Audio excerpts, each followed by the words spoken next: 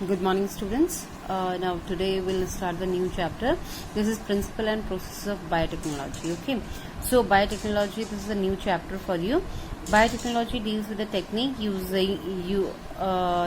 of using the living organism or enzymes from the organism to produce the product and process useful to the man. तो biotechnology आपकी totally एक ऐसी technique है जिसमें हम living organism का या एंजाइम्स का यूज करते हैं for the organism to produce better product and processes useful for human. हम क्या करते हैं ना बायोटेक्नोलॉजी में, कुछ नए और अच्छे प्रोडक्ट्स बनाने के लिए हम कुछ अलग से प्रोसेस यूज करते हैं.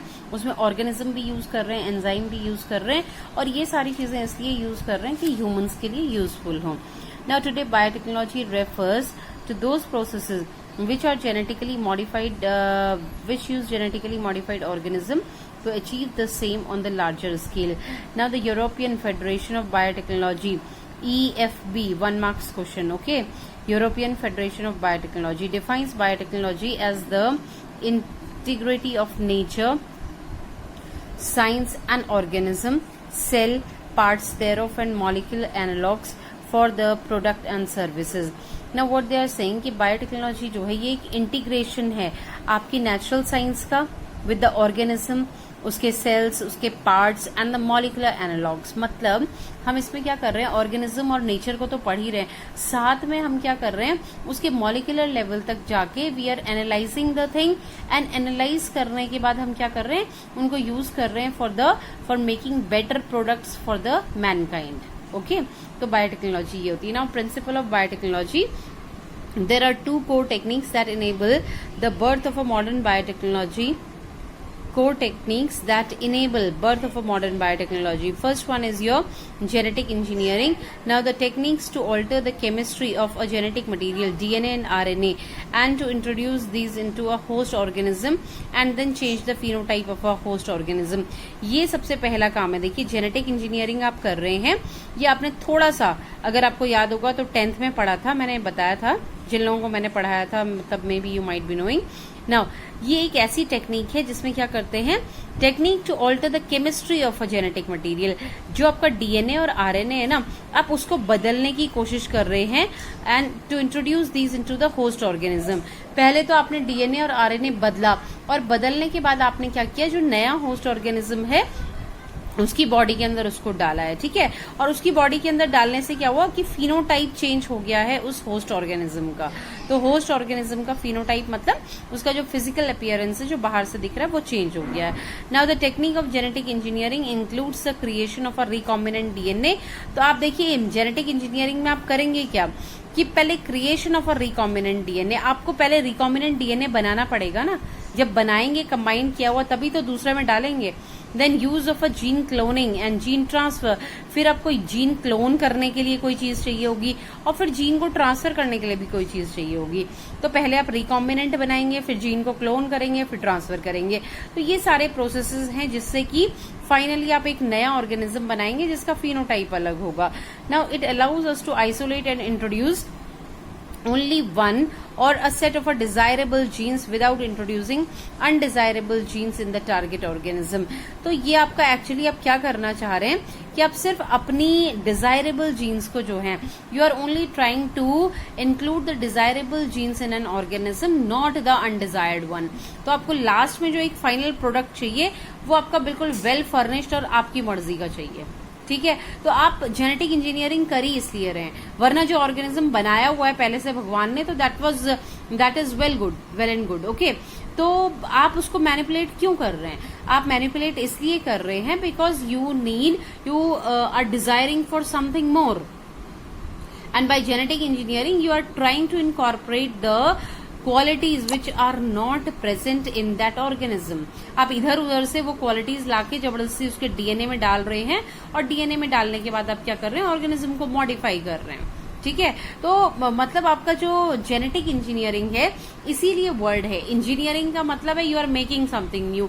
अब जेनेटिक उसके आगे लगा दिया तो जेनेटिक्स तो टोटली डील करती है किससे, डीएनए और आरएनए से. इसका मतलब you are somewhere touching the DNA and RNA, and then ultimately you are trying to make a new organism with that. Now second process is your bioprocess engineering.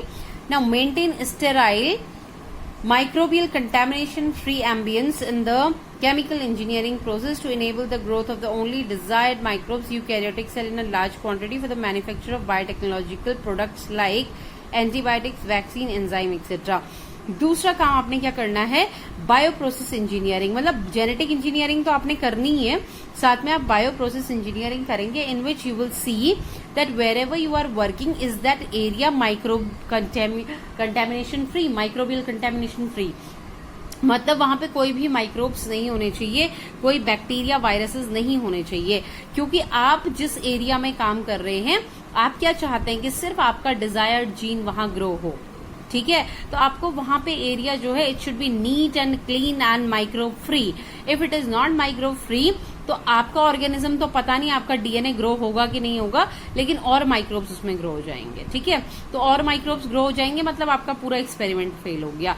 तो आपने इतनी जो मेहनत करी हुई है for that to be intact you need your environment to be totally microbes free, ठीक है। तो that is called bio process engineering. So इसमें वैक्सीन्स बन सकती हैं, एंटीबायोटिक्स ये सब बन सकते हैं। तो जो भी प्रोडक्ट्स ये आपने बनाने हैं ये तभी बनेंगे जब आपका जो जेनेटिक इंजीनियरिंग है वो प्रॉपरली होगी, और प्रॉपरली होने के साथ साथ एक क्लीन एनवायरनमेंट में होगी, तभी आप ये सारी चीजें बना पाएंगे। Okay, now genetic engineering will see the process, all fundamental life process are regulated by genes, ठीक है, ये आपको पता ही है। Now a variety of very sensitive techniques are available for the isolation and characterisation of a genes and for the quantitation of the gene products. Manipulation of a DNA to change structures for genetic engineering. Manipulation of DNA, आप DNA को जब अपनी मर्जी से manipulate कर रहे हैं, आप डीएनए में से कोई सा जीन्स हटा रहे हैं, कोई सा लगा रहे हैं, तो ये सारा मैनिपुलेशन जब आप अपनी मर्जी से कर रहे होते हैं then it is called genetic engineering. Now it is a technology of modifying the genes और a part of a DNA, transferring genes from one organism to another and changing the expression और the effect of the genes. तो आपकी biotechnology actually क्या होती है ना, कि आप क्या कर रहे हैं, टेक्नोलॉजी से जीन्स को मॉडिफाई कर रहे हैं या डीएनए के पार्ट्स को मॉडिफाई कर रहे हैं, साथ में आप जीन्स को क्या कर रहे हैं, ट्रांसफर कर रहे हैं एक ऑर्गेनिज्म से दूसरे ऑर्गेनिज्म में, और लास्ट में आप क्या कर रहे हैं, चेंजिंग द एक्सप्रेशन, और लास्ट में आपको इफेक्ट भी देखना है कि आपने जो चेंज किया है वो सच में हुआ है कि नहीं है ना। आपने मतलब चेंज किया, सारा एक्सपेरिमेंट किया, डीएनए वीएनए सब चेंज कर दिया, आपने जब ये इंट्रोड्यूस करना है किसी ऑर्गेनिज्म में, उसके बाद आप देखना भी है उसमें कि वो एक्चुअली जो आपने एक्सपेरिमेंट किया था दैट इज फुलफिल्ड और not, because your last aim was to get all the desired combination all together in single organism. तो क्या आपने जितने चेंजेस किए थे डीएनए में, are they being reflected in that organism, है ना, वो दिखाई दे रहे हैं या नहीं दिखाई दे रहे, तो that you have to check at the last. Now, it is a key element in cloning and also used to study the function of a certain fragments of DNA and to analyze how the genes are regulated. तो आपका जो genetic engineering है ना, ये एक बहुत ही important tool है आपके क्लोनिंग के लिए, साथ में to study the function of certain fragment of DNA, मतलब अगर आपका कोई छोटा सा भी पोर्शन अगर आपके पास डीएनए का है तो उसको स्टडी करने में हेल्प करता है, साथ में उसको एनालाइज करने में हेल्प करता है कि उसमें कौन से जीन्स हैं। Now, as the genetic code is similar in all the species, structural genes and the promoter and enhancer DNA sequences can be taken from one organism and incorporated into the other organism. By this by this technique, it has been possible to produce several useful components in bacteria, plant and animals which could never be produced before. अभी ये क्या कह रहे हैं, ये कह रहे हैं कि आपका जो जेनेटिक कोड होता है ये सारी स्पीशीज में सेम होता है, ठीक है। जैसे मैंने कहा था एमिनो एसिड्स होते हैं,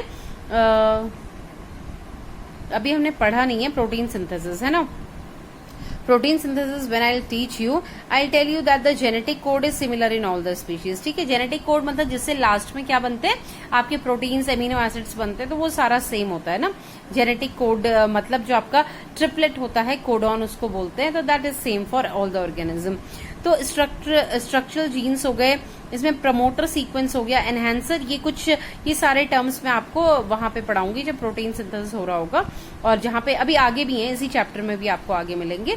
तो ये डीएनए सीक्वेंस करने के लिए आप एक दूसरे ऑर्गेनिज्म से भी ले सकते हैं, मतलब क्योंकि ये सारे सीक्वेंसेस जो होते हैं ना सारे लिविंग ऑर्गेनिज्म में सेम होते हैं, तो आप क्या कर सकते हैं, एक ऑर्गेनिज्म से लेके दूसरे में डाल सकते हैं, और दूसरे में डालने के बाद you can use it for any useful technique, है ना, जो भी possible, use for several useful compounds in bacteria, plant या एनिमल्स में भी आप यूज कर सकते हैं इनको. Now for example human insulin is being produced in E coli. देखिए, जबकि इंसुलिन जो है, आपको पता है ना इंसुलिन कहाँ से निकलती है, पेनक्रियास से, है ना. तो पेनक्रियास से निकल रही है, आप इसको पता है क्लोन करने के लिए हमने ई कोलाई लिया है, और ई कोलाई एक बैक्टीरिया है. By utilising beta galactosidase promoter region. तो बीटा ग्लैक्टोसाइडेज एक प्रमोटर रीजन है, ये मैं आपको आगे एक्सप्लेन करती हूँ प्रॉपरली क्या क्या चीजें हैं ये. Region of a E coli ligated to a human insulin gene. मतलब ह्यूमन इंसुलिन जीन के साथ क्या करना है, बीटा ग्लैक्टोसाइडेज को लगा देना है. तो उससे क्या होगा कि ई कोलाई के ही अंदर क्या होगा, ह्यूमन इंसुलिन प्रोड्यूस होनी शुरू हो जाएगी. Similarly the production of large quantities of human growth hormone, है ना, ग्रोथ हार्मोन जो होता है in the cow's milk has been achieved by incorporating a transgene consisting of a promoter sequence of a cow's casein gene and the structural genes for a human growth in a cow's cell. तो यहाँ पे हमें क्या लेना है, cow के casein का जो जीन है वो लेना है, और ह्यूमंस का ग्रोथ वाला जीन लेना है. तो ये भी इसमें ग्रो किया गया है. Now the transgenic tobacco plant containing the luciferase gene from the Firefly blinks just like a Firefly blink in a dark, है ना. फिर इन्होंने टोबैको में भी क्या किया है कि ये फायरफ्लाई में जो जीन होता है ना रिस्पॉन्सिबल उसके चमकने के लिए, तो वो इन्होंने ट्रांसजेनिक टोबैको प्लांट बनाया है एक, उसमें भी ये क्या करता है, एक लाइट एमिट करता है. तो उन्होंने वो वाला जीन जो है प्लांट में ट्रांसमिट किया है, जो कि फायरफ्लाई में क्या करता है, थोड़ी सी लाइट एमिट करता है. Now genetically modified food containing genes for the disease and the pest resistance, nutrient improvement and other desirable traits are being introduced into the plant. Now genetic engineering is amazing as it can change the genetic structure of an organism, bacteria, plant and animal. तो आपकी all in all जो आपका genetic engineering है ये काफी interesting भी है और अच्छा भी है, और आप जिस टाइप का ऑर्गेनिज्म चाह रहे हैं that can be formed by the genetic engineering. Okay, now recombinant DNA approach. Recombinant DNA technology means combining the DNA from two different organisms to generate a recombinant DNA. मतलब आपने दो अलग अलग organism से DNA लेना है, फिर उसको कंबाइन करना है. तो कंबाइन करने के बाद जो बनता है उसको कहा जाता है recombinant DNA. Now this involves the manipulation, engineering of two DNAs involved, and as such the technique is known as genetic engineering. अब आप इसमें क्या करते हैं ना, आपने जो दोनों ऑर्गेनिज्म से डीएनए लिया है, आप इसको क्या कर रहे हैं, इसमें जो भी मैनिपुलेशंस करेंगे आप, है ना, उसको जोड़ना तोड़ना, whatever means you are doing with that DNA, that is called genetic engineering. Now the altered DNA results from the insertion of the sequence of deoxynucleotides not previously present in the existing molecule of a DNA by a enzymatic or chemical means. Now आपने क्या करना है, जो DNA आपके पास already है आप उसको manipulate करना चाह रहे हैं, थोड़ा सा आप उसमें कोई और न्यूक्लियोटाइड सीक्वेंसेस लगाना चाह रहे हैं, तो आप ये किसकी हेल्प से करेंगे, बाय एंजाइम्स और बाय केमिकल मीन्स, है ना. वो कोई आपका पेपर का टुकड़ा नहीं है कि आप कैंची से काटेंगे, इधर से काटा उधर से काटा और बीच में कोई नया टुकड़ा आपने बीच में जोड़ दिया विद अ गम और समथिंग, है ना. अगर सिंपल लैंग्वेज में अगर आपको समझाने की कोशिश करें तो अगर आपके पास एक पेपर का या धागे का लंबा सा धागा है मतलब, और आपको बीच में वो धागा अच्छा नहीं लग रहा, तो आप क्या करेंगे, बीच के एक छोटे से पोर्शन को रिमूव करना है आपने, आप रिमूव करेंगे और दूसरी जगह से धागा लेके वहां पे जोड़ देंगे. But that is not so easy. यहाँ पे तो आप क्या करेंगे, आप कैंची लेंगे, you will remove it and you will place some paste और गम बिटवीन दैट, और आप चिपका ही लेंगे उस धागे को, है ना. या अगर आपका पेपर का पीस है that you can do, but with DNA it is very very very very important, very difficult to do this. क्योंकि आप देखिए आपको सेल नहीं दिखता है, सेल नहीं दिखता, न्यूक्लियस भी नहीं दिखता. न्यूक्लियस के अंदर आपके क्रोमोसोम्स हैं, क्रोमोसोम्स पे आपका मतलब जो डीएनए है और जीन्स लगे हुए हैं, वो सारे जीन्स आपको देखने हैं और फिर उनको मैनिपुलेट भी करना है. तो that is really very tough work. So this is mostly done with the, mostly क्या ये आपका होता ही इससे एंजाइम्स और chemicals means. Okay, in your first figure it is given over here, this is the figure. ये आपका देख रहे हैं आप फॉरेन डीएनए, ये बाहर से लाया हुआ डीएनए है और इसको बोलते हैं वेक्टर। वेक्टर का मतलब होता है, जो आपको पता है अगर आप नॉर्मल लैंग्वेज में जब इन्फेक्शन आपने पढ़ा था कभी, तो आप एक वेक्टर बोलते थे, जो क्या होता था, जैसे अगर मलेरिया का वेक्टर कौन होता है, मस्कीटो होता है, मतलब मस्कीटो अपने साथ उसको लेके आता है। तो यहाँ पे वेक्टर का मतलब है कि ये आपका जो फॉरेन डीएनए है इसको यहाँ इनकॉर्पोरेट किया जाएगा और ये एक ऐसी चीज है जिसमें कि वो मल्टीप्लाई होगा आपका फॉरेन डीएनए। तो ये देखिए फॉरेन डीएनए के यहाँ पे पीसेस करे हुए हैं। पीस करने के बाद एक छोटा सा जो टुकड़ा है इसका डीएनए का, ये इन्होंने यहाँ पे लगाया है इस वेक्टर में, इसको प्लाज्मिड बोलते हैं। और ये देखिए क्लोन्ड फॉरेन जीन, ये देखिए एनीलिंग बोलते हैं। एनीलिंग का मतलब होता है ज्वाइनिंग। आपको ये कुछ कुछ वर्ड्स यहाँ पे सीखने होंगे। एनील करना मतलब ज्वाइन करना, ठीक है।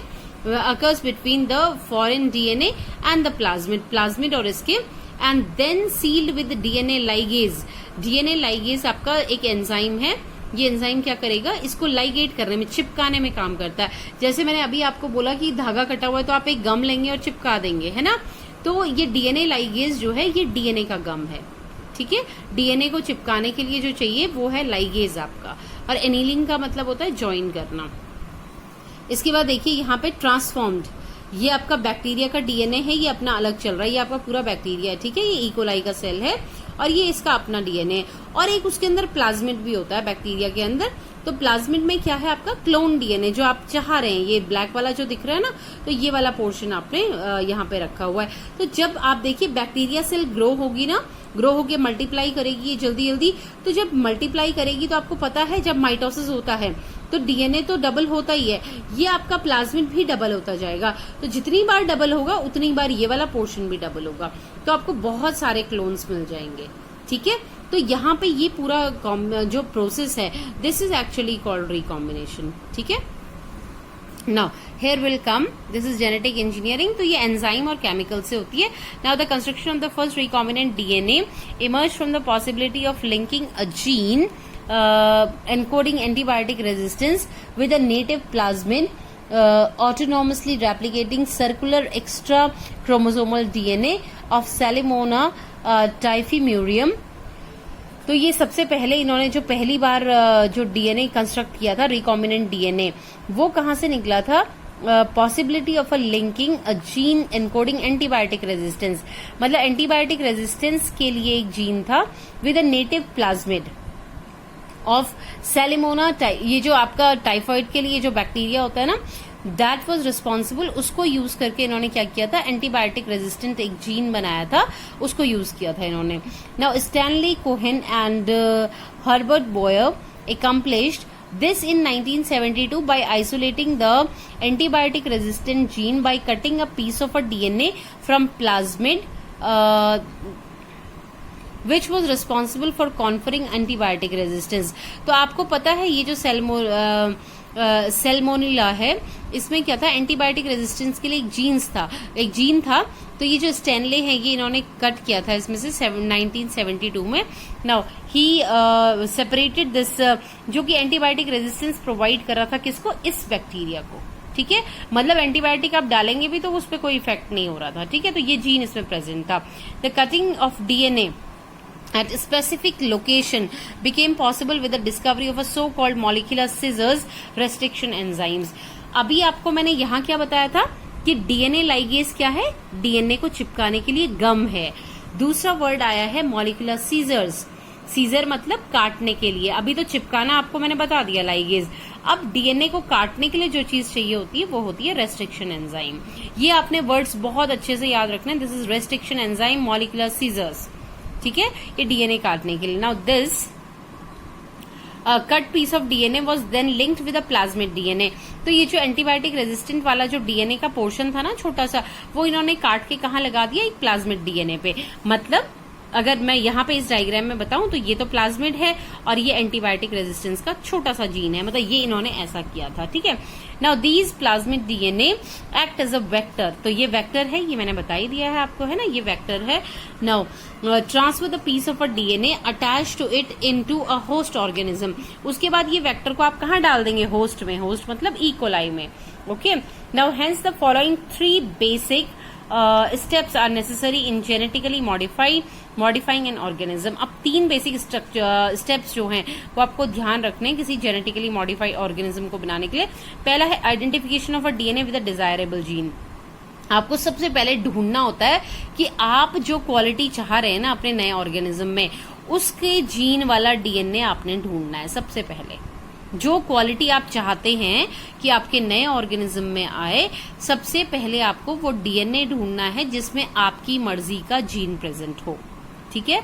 दूसरा वाला है introduction of identified DNA into the host. फिर आपकी पसंद का जो डीएनए आ गया है उसको कहाँ डालना? होस्ट में। ये आपका होस्ट है जो बैक्टीरिया ई कोलाई है। Maintaining the introduced DNA in the host and transfer the DNA to the progeny.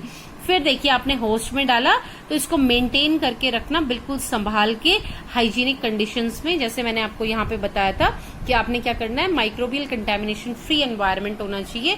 तो ये करने के बाद आपने उसको ट्रांसफर भी करना है इनटू द प्रोजेनी। मतलब ये सब आपकी जब कॉपीज बन गई हैं बहुत सारी, तो ये आपने नई जनरेशन में या आपके नए ऑर्गेनिज्म में ट्रांसफर भी करनी है। तो ये तीनों चीजें जो हैं ये बहुत इंपॉर्टेंट है। Now tools for recombinant DNA technology. अब रिकॉम्बिनेंट डीएनए टेक्नोलॉजी के लिए हमें क्या क्या चाहिए? प्लाज्मिड चाहिए होता है, फेज वेक्टर चाहिए होते हैं, एंजाइम्स बहुत सारे चाहिए होते हैं। एंजाइम्स हमारे यहाँ से शुरू हो जाते हैं, रेस्ट्रिक्शन एंजाइम। ये सबसे पहला एंजाइम है जो मैंने अभी बताया था, मॉलिक्यूलर सीजर, जो काटने का काम करता है। ठीक है। ये tomorrow I will take in a lecture. Please go through this video, after that you can connect it together. Okay video. तो ये हम आपका पोर्शन जो है कल पढ़ेंगे। So please meanwhile please go through this tools of recombinant DNA technology tomorrow I will take. Okay, thank you.